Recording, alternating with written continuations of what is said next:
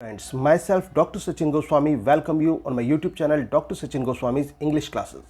Dear students, as I promised you that I will just make you complete the entire syllabus of your UP Board English. So in this series I have taught you most of the poems of English and today we are going to discuss the last poem, The Song of the Free. So ये poem है song of the free by Swami Vivekananda जो मैं आज आपको कराने वाला हूँ। उससे पहले मैं आपको बताना चाहूँगा कि यूपी बोर्ड की जो पोइट्री है उसकी जो पोएम्स है मैं आपको सभी एक्सप्लेन कर चुका हूँ और ये सारी पोएम्स आपको एक्सप्लेन की जा चुकी हैं और जब मैं पोएम को एक्सप्लेन करता हूँ तो मैं साथ ही साथ आपको ये बताकर चलता हूँ कि इस पोएम से आप क्या क्रिटिकल नोट के रूप में अपने एक्सप्लेनेशन के जो क्रिटिकल नोट डालते हैं एक्सप्लेनेशन में रेफरेंस, कॉन्टेक्स्ट, फिर एक्सप्लेनेशन और उसके बाद में एक होता है क्रिटिकल नोट, तो उसमें आप मेन पॉइंट्स क्या ले सकते हैं।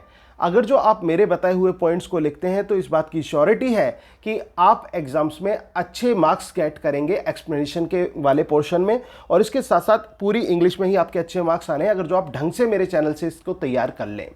और पोइट्री के बाद में अब ये जो पोइट्री मैंने अभी आपको सभी करा दी है तो अब मैं क्या करूँगा, अब मैं आपको एक तो सबके सेंट्रल आइडियाज़ और एक्सप्लेनेशन बनाने सिखाऊंगा। ये रटवाना नहीं है, बनवाना है। तो बनाने सिखाऊंगा मैं आपको how to make the explanations and central ideas, कि आप कैसे सेंट्रल आइडिया और एक्सप्लेनेशन को तैयार करें, सेल्फ तैयार करें। एक्सप्लेनेशन आपको इतने इजी तरीके से सेल्फ तैयार कराए जाएंगे कि आप वास्तव में खुद ही कर पाएंगे, कहेंगे सर ये तो बहुत ईजी है, हम तो फालतू में रट रहे थे किताबों से। तो वही चीज़ मैं आपको कराने वाला हूं क्योंकि मैं यहाँ पर अपने अनुभव को आपके साथ साझा करने के लिए यहाँ पर आया हूँ आपके साथ, क्योंकि आपको पता ही है कि मैंने क्यों ये आपको पढ़ाना चालू किया। अगर जो नहीं पता है तो आप जो है मेरी जो स्टार्टिंग की वीडियो है, फर्स्ट वीडियो, वो आप देख सकते हैं जो 12th क्लास को लेकर मैंने बनाई है। उसमें मैंने रीज़न भी बताया था कि मैंने क्यों पढ़ाना चालू किया 12th क्लास के स्टूडेंट्स को, बल्कि मैं तो यूजी पीजी और कॉम्पिटिटिव इंग्लिश की तैयारी करा रहा था। तो मन में ऐसा क्या आया कि और किस चीज़ ने मुझे परेशान किया कि मैंने 12th क्लास के स्टूडेंट्स को भी पढ़ाने का जिम्मा अपने सर पर ले लिया। तो कुछ कारण था लेकिन मैं चाहता हूं कि हमारा जो देश का भविष्य है वो उज्जवल हो और जो बच्चे हैं वो बहुत अच्छा करें और इंग्लिश उनको डिफ़िकल्ट ना लगे, क्योंकि इंग्लिश से बहुत घबराते हैं। तो इंग्लिश से आप घबराना बिल्कुल भी मना है, ज़रा भी आपको नहीं घबराना है। तो आज मैं आपको बताने वाला हूं the song of the free by Swami Vivekananda. तो ये जो सॉन्ग ऑफ द फ्री है it is composed by Swami Vivekananda. Swami Vivekananda, a great Indian poet and a social reformer, was born on 1863 and died on 1902 at the age of 39 years old. When he was 39, so he died away. लेकिन इस उम्र में 39 साल की उम्र में स्वामी विवेकानंद जी ने बहुत काम किया। इन्होंने समाज सुधारक के रूप में काम किया, इन्होंने कवि और लेखक के रूप में काम किया। एक बहुत ही एक पहचान और एक ह्यूमैनिटी के रूप में देखें, हम मानवता के रूप में देखें तो भी इन्होंने एक मिसाल पेश की है। अब हम बात कर लेते हैं जो स्वामी विवेकानंद है। आप इनका एक पॉइंट तो ये जरूर डालिएगा कि ये सोशल रिफॉर्मर रहे हैं। ये स्वामी विवेकानंद जो थे वो एक सोशल रिफॉर्मर थे, social reformer as well as a poet and writer. इसके साथ साथ आप ये भी चीज़ इसमें ऐड कर सकते हैं कि जो स्वामी विवेकानंद थे इनका जो वो था, जो अर्लियर नेम था वो था Narendra Nath Dutt. His earlier name was Narendra Nath Datta. ये भी बात आपको इंक्लूड करनी है इसमें कि Swami Vivekananda earlier name was Narendra Nath Datta. ये 2-3 पॉइंट आप इसमें ऐड कर सकते हैं। और ये जो पोएम है, ये जो song of the free poem है, ये पोएम है पॉजिटिव एटीट्यूड की, ये पोएम है मोटिवेशनल पोएम। तो एक तरह से ये मोटिवेटेड पोएम भी है, मोटिवेशनल पोएम भी है और ये पॉजिटिव एटीट्यूड को दर्शाती है कवि के। ये भी पॉइंट आप अपने एक्सप्लेनेशन के पॉइंट नोट में डालिए, क्योंकि जो इसकी लास्ट लाइन्स है ना, आप देखना, you are divine, march on and on, no right no left but to the goal, कि तुम डिवाइन हो, तुम दैविक हो, तुम बढ़ते चले जाओ, ना राइट की तरफ ना लेफ्ट की तरफ बल्कि अपने लक्ष्य की तरफ। वो कहते हैं ना, कदम कदम बढ़ाए जा, खुशी के गीत गाए जा। तो ये वही लाइन है, उसी तरह से ही ये लाइन है कि बढ़ते चले जाओ, बढ़ते चले जाओ, ना राइट ना लेफ्ट, केवल अपने लक्ष्य की तरफ आप बढ़ते चले जाओ। ये मोटिवेशनल लाइंस हैं, पॉजिटिव एटीट्यूड को रिप्रेजेंट करती हैं। तो अब हम स्टार्ट करते हैं लाइन टू लाइन पोएम को, जिसका नाम है the song of the free. तो इसमें जो फर्स्ट लाइन है उसमें पोइट क्या कहता है फर्स्ट लाइन में,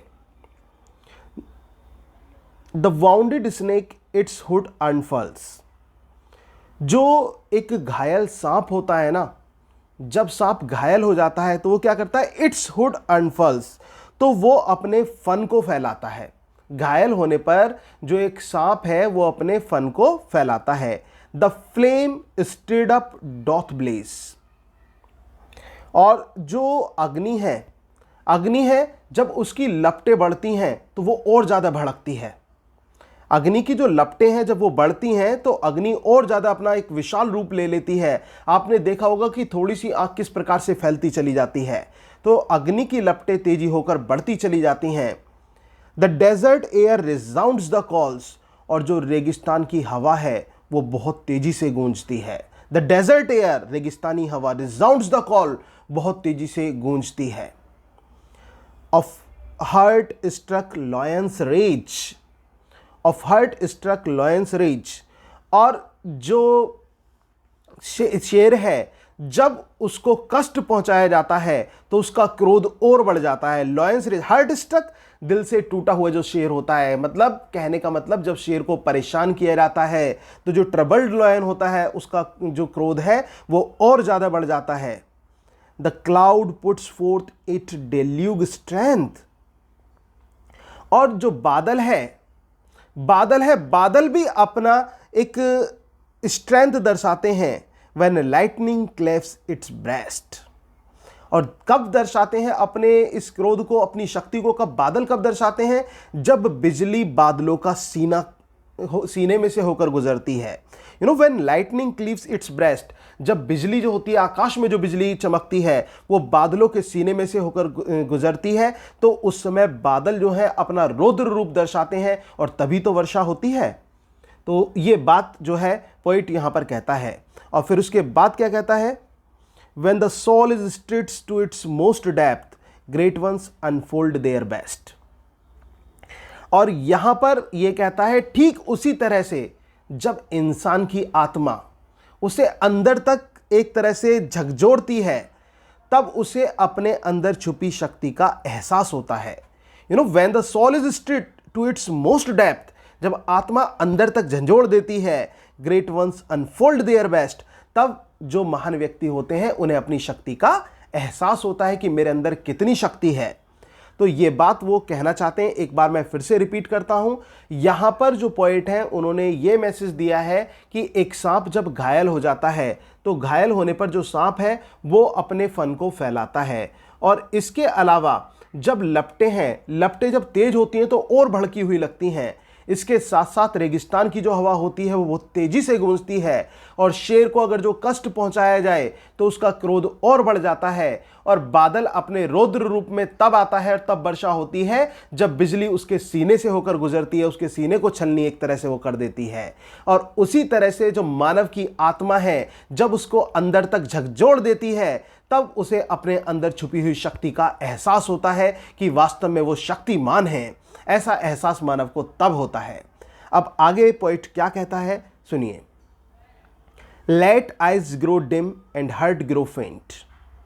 late eyes grow dim and heart grow faint. वो ये कहता है कि जो हमारी नज़र हैं, जो हमारी नज़रें हैं, उनको चाहे तुम डिम होने दो, नज़रों को चाहे तुम डिम होने दो। डिम का मतलब धीमे होने दो। जो दृष्टि होती है हमारी आंखों की उसको धीमा होने दो। हार्ट ग्रोज फेंट। और जो हृदय है, जो मानव का जो हृदय है उसको फेंट होने दो, उसको मुरझाने दो, कोई फर्क नहीं पड़ता। वो ये बात कहना चाहता है कि मानव की दृष्टि चाहे भले ही धीमी हो जाए, उसका जो हृदय है वो चाहे क्यों ना फेंट हो जाए, क्यों ना मुरझा जाए। And friendship will fail and love betray. चाहे दोस्ती में उसे असफलता मिले या फिर प्यार में उसे विश्वासघात मिले, भले ही दोस्ती में असफलता मिले या प्यार में विश्वासघात मिले, बेट्रे मीन्स विश्वासघात। Let fate its 100 horrors send. भाग्य को अपने 100 डर दिखाने दो। भाग्य जो है वो 100 रूपी डर दिखाता है, उसको दिखाने दो भाग्य को, क्योंकि भाग्य का ये काम है। And clotted darkness block the way. और अंधेरे को जो अंधेरे होती हैं, जो अंधेरे होते हैं, जो मुश्किलें लाइफ में आती हैं, उनको रास्ते को रोकने दो। मुश्किलें आपका रास्ता रोकेंगी। And nature wear one angry frown to crush you out. और जो प्रकृति है तुम्हें समाप्त करने के लिए कितनी ही क्रोधित क्यों ना हो जाए, प्रकृति जो है तुम्हें समाप्त करने के लिए कितनी क्रोधित क्यों ना हो जाए, nature wear one angry frown to crush you out, still know my soul. फिर वो कहता है लेकिन मेरी आत्मा तुम्हें यह जानना है, यू आर डिवाइन। वो अपनी आत्मा से कहता है कि तुम्हें यह जानना है, यू आर डिवाइन, कि तुम दैविक हो। क्योंकि दैविक कैसे है, आत्मा दैविक होती है, केवल हमें आत्मज्ञान से जो है अनजान है, इग्नोरेंस है, हमें पता नहीं है कि हम अपने आत्मज्ञान को भूले बैठे हुए हैं, क्योंकि हम भगवान का अंश हैं, लेकिन हमें उन शक्तियों को जागृत करना होगा। तो वो ये कहता है कि मेरी आत्मा तुम इस चीज से अनजान हो, मार्च ऑन एंड ऑन, बढ़ते चलो, नो राइट और left but to the goal, ना सीधे चलो ना उल्टे चलो, बल्कि लक्ष्य की तरफ कदम बढ़ाए चलो, आगे लक्ष्य की तरफ बढ़ते चलो। ये बात जो है यहाँ पर स्वामी विवेकानंद जी ने कही। सॉन्ग ऑफ द फ्री जो स्वतंत्रता का एक गीत है, उसमें यहाँ पर ये मैसेज उन्होंने बहुत ही अच्छा मैसेज दिया है। एक बार मैं फिर से रिपीट कर देता हूँ, यहाँ पर वो क्या कहना चाहते हैं। वो ये कहते हैं कि सांप जो है जब घायल हो जाता है तो वो अपने फन फैलाता है, लपटें जो हैं जब उत्तेजित हो जाती हैं तो वो और ज़्यादा विशाल रूप ले लेती हैं, रेगिस्तान की जो हवा है वो बहुत तेज़ी से गूंजती है, शेर को अगर चोट पहुंचाई जाए तो वो और ज़्यादा क्रोधित हो जाता है, बादल अपने रौद्र रूप में तब आते हैं जब वो वर्षा करते हैं, और वर्षा कब करते हैं, जब बिजली बादलों के सीने से होकर गुजरती है, उसको छलनी कर देती है। और ठीक उसी प्रकार जब मानव की जो आत्मा है उसे अंदर से झंझोड़ती है तो तब उसे अपने अंदर छुपी हुई शक्ति का एक एहसास होता है, और तब उस समय वो अपना सर्वश्रेष्ठ प्रदर्शन करने की कोशिश करता है। और फिर वो ये कहता है चाहे जो दृष्टि है वो धीमी क्यों ना पड़ जाए, चाहे मित्रता में असफलता क्यों ना मिले, चाहे प्रेम में धोखा क्यों ना मिले, चाहे हमारा जो भाग्य है ये बहुत मुश्किलों को हमारे सामने लेकर आए, चाहे रास्ते में कितना ही अंधेरा क्यों ना आ जाए, क्यों ना प्रकृति हमें किसी भी प्रकार से नष्ट करने की कोशिश करे अपने क्रोधित रूप में, लेकिन हमें अपने आप को, अपनी आत्मा को दैवीय मानते हुए इधर उधर नहीं भटकना है, हमें लेफ्ट राइट नहीं जाना है, बल्कि हमें इस आत्मा की पहचान करनी है, आत्मशक्ति की पहचान करनी है। और हमें तो केवल और केवल अपने जो एक गोल है, अपना जो उद्देश्य है उसको प्राप्त करना है, अपने लक्ष्य को प्राप्त करना है, यही हमारे जीवन का उद्देश्य होना चाहिए। ऐसा यहाँ पर स्वामी विवेकानंद जी ने कहा।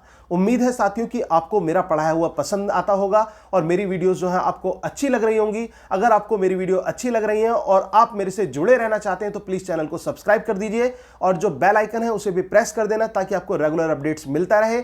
और प्लीज़ जो वीडियो है उसको अपने दोस्तों में भी, जो आपके स्कूल फ्रेंड्स हैं उनमें भी ज़्यादा से ज़्यादा शेयर करें, उसमें उनको इसको लाइक भी करें, शेयर भी करें और कमेंट भी करें। और मैं आगे भी आपके लिए जो आपके अदर्स जो बचा हुआ कोर्स है इंग्लिश का वो भी आपको मैं कंप्लीट कराऊंगा यहाँ पर, चाहे आपके सेंट्रल आइडियाज़ हो, चाहे आपके एक्सप्लेनेशंस हो, चाहे आपकी प्रोज हो, चाहे शॉर्ट स्टोरी हो, कुछ भी हो, each and everything will be taught to you by doctor Sachin Goswami. Thank you very much.